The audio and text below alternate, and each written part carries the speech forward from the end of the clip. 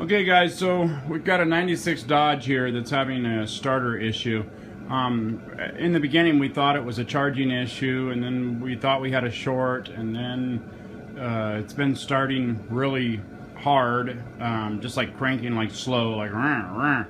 And so we're charging the batteries. We're thinking we have a battery issue. We'll come to find out it's a starter. On this particular engine, this 5.9, the fuel filter for the diesel fuel is right above the starter. And one of the common, or two of the common issues with these starters are, one, that fuel, when you change it or you drain it to get the dirt out of it, it can drip fuel on top of the starter. And two, a valve cover, any type of leak around there, that oil can get on the starter. So the starter will bind up and eventually ground out. And it gets harder and harder to start. Takes more and more battery power to start it. You can put two brand new batteries in it, and all of a sudden it's working great again, and then it doesn't take very long, a month or so, it starts doing it again. That's because the extra cranking power from the new batteries will start the truck, but it starts it slow, as if it's cold. So we're going to pull the starter and we're going to swap it, but I'm also going to show you how to rebuild this starter. So we're going to start off by pulling the starter. And so here's the tools that you will need. You will need a ratchet. You'll need an extension that's at least 5 inches long, maybe 6. You will need a 10 millimeter wrench. You will need a 10 millimeter socket. I have this handy little tool here. Once we break loose the top bolt on the starter, it's so much easier. It's a little ratchet tool to get in there and ratchet it out. But if you don't have that one, that's fine. And then you will need an 8 millimeter, 15 millimeter, and a 1/2 inch. I'm sorry, 12 millimeter. So the 12 millimeter will be used to pull the battery terminal off, the wire on the positive side, and that's the wire that goes to the starter. Don't disconnect it from the other battery. You have a positive and negative on this battery and a positive and negative on that battery. Go to the driver's side, disconnect the positive side on that battery, because that's the one that goes down to the starter. If you disconnect it from this side, you're still going to have 12 volts going down to the starter. So driver's side, positive terminal, we're going to pull that off with a 1/2 inch. Then we're going to crawl underneath. We're going to take that wire, the opposite side of that wire, off of the starter with the 15 millimeter. Right next to that is a small wire that goes to the solenoid. That's what the 8 millimeter is for. And then the 3 starter bolts to remove those. Those are all 10 millimeter, 12 point. Now, if you have a regular 10 millimeter like this, you're going to strip those bolts because it's actually a 12 point.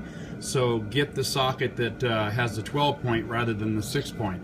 This can pull them off and can put them on, but you may have an issue where you strip it pulling it off, or strip it putting it on, or can't get it tight enough when you put it on. So use the 12 point, get rid of the 6 point for this job. If you're going to use air to pull it off, that's fine. Do not use air to put it back on. If you're going to use an impact to put it back on, you're going to strip the top of those bolts, I guarantee it. So all right, let's get started by pulling off our cable first. So we've just loosened up the nut is all we need to do. Wiggle the cable and then remove it. Poke it down so it doesn't bounce back up and touch the battery. Now the starter has no current going to it, no voltage, no amperage, so we can remove the wire down there. Let's crawl underneath now and pull those 2 wires off. The large 15 millimeter and the small 8 millimeter. Okay, so now we're up underneath the vehicle. I think I got enough light under there, I hope. So now this 15 millimeter and that 8 millimeter will be next to pull. Let's pull both of those. Now this video is only going to show you how to remove the starter and replace the starter.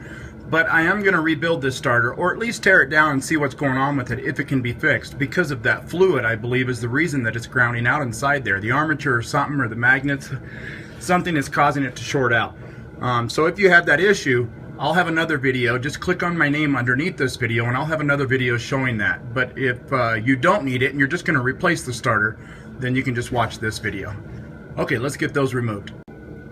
Okay, so now we have both those wires removed. I'm directly under the vehicle looking straight up at the starter. This is the wire and this is the wire up here that we had removed. If you look right here, that's going to be one of the starter bolts. And if you've done this before and you're just trying to get some hints, and I'm being too specific with a lot of silly things that you already know about, just ignore them and don't make all kinds of comments that duh or whatever, because I'm trying to be thorough so that everybody completely understands this.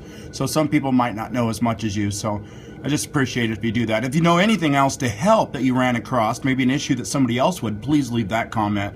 It's all about helping people and saving money. You know how I work. So here we are, and you can see how that's a 12 point. It's not a 6 point. So now we're going to pull these bolts off, and we'll be able to back the starter up towards the front of the engine and literally drop it right here in between the jack shaft and the frame and bring it right out. Okay, so if you followed those steps, then you got all three of those bolts out, and here you are. Now this is the flat side. The side that we seen was down. This was up towards the engine. So right here in this location, there was another bolt. And that's where that extension came in with the ratchet. However, this one was easier than I thought. I actually reached right around the front part of the solenoid here and was able to pull it right out with a ratchet wrench. So that might be easier for you as well. If there's something in the way, you're just going to run that ratchet across the top. Up over here would be your battery, so you're just going to run it right over top the top and grab it with that ratchet there, and then that speed ratchet that I had. Now, to put this back in, this is where I'm going to stop for the R&R of the starter. However, I'm going to continue on to rebuild it. So if you don't need any more information, then here's what you do. You take your new starter, you set it up in there, you simply put those 3 bolts back in, the 10 millimeter 12 points, tighten those up, and then from the bottom, run it backwards. Put your 8 millimeter nut on, put your 15 millimeter nut on, get those pretty snug, then go to the top, put your battery terminal back on, and you're done. You've R&R'd the starter. But if you're anything like me, you also want to know, why did it go bad? This one, the Bendix is trying to kick out, but it's not turning over, like it's not getting enough amperage. My guess is some of this oil and diesel fuel I'm suggesting got inside this starter, and the brushes are now damaged in some sense. Not the Bendix, I'm sorry, the starter. And so I just want to clean them up and see if that was the issue, because I really like trying to figure out why it went wrong, not just changing the part. And if you've seen my videos, you know that. So I hope this helped you out. Please click subscribe. Please click like if you like it, and click under my under the video on my name for all my other how-to videos. And again, if you need to see the rest of this, just go ahead and click on my name, and it should be one of the first ones that pop up is the rebuilding of this starter. Other than that, have a great day. Enjoy.